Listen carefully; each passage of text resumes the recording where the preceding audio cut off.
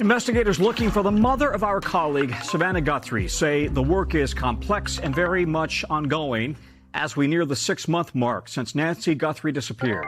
The Pima County Sheriff's Department says it believes Guthrie was taken from her Arizona home. In a statement today, the department says investigators have been analyzing DNA and digital evidence, but that the work is time sensitive, intensive, and they say investigators will pursue every credible lead.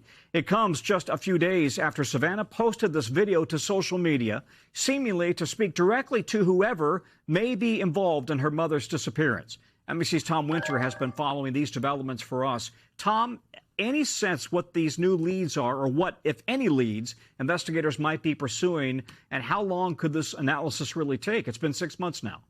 Yeah, Tom, and we talked about this just on Monday when that video was released in the very specific and direct language that our colleague Savannah Guthrie and along with her brother and sister have been impacted just so much by this tragedy.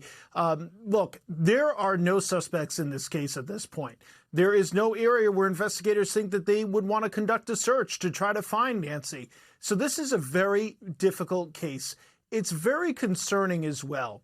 And the reason for that is that if, in fact, Nancy is no longer with us, we have a killer and a kidnapper on the loose. And we don't even know whether it's one person or two people or even more that could be involved in this.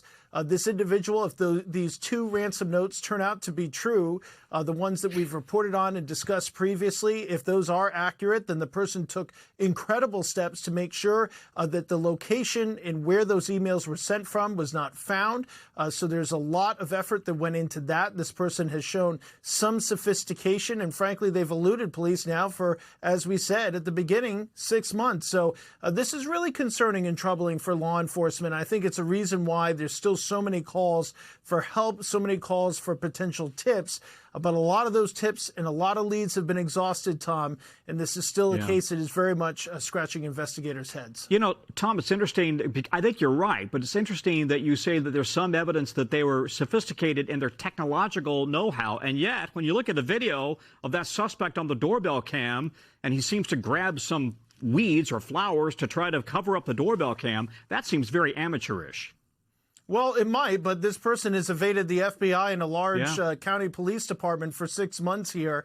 And I think that's one of the reasons why this is so concerning. What have they learned in the course of the past 6 months that would make them perhaps not repeat mistakes if they were to try this again? Again, that speaks to just how critical solving this case really is, Tom. Yeah, Tom Winter, thank you. If you have any information at all that can help investigators, please call this number, 1-800-CALL-FBI. We thank you for watching, and remember, stay updated on breaking news and top stories on the NBC News app or watch live on our YouTube channel.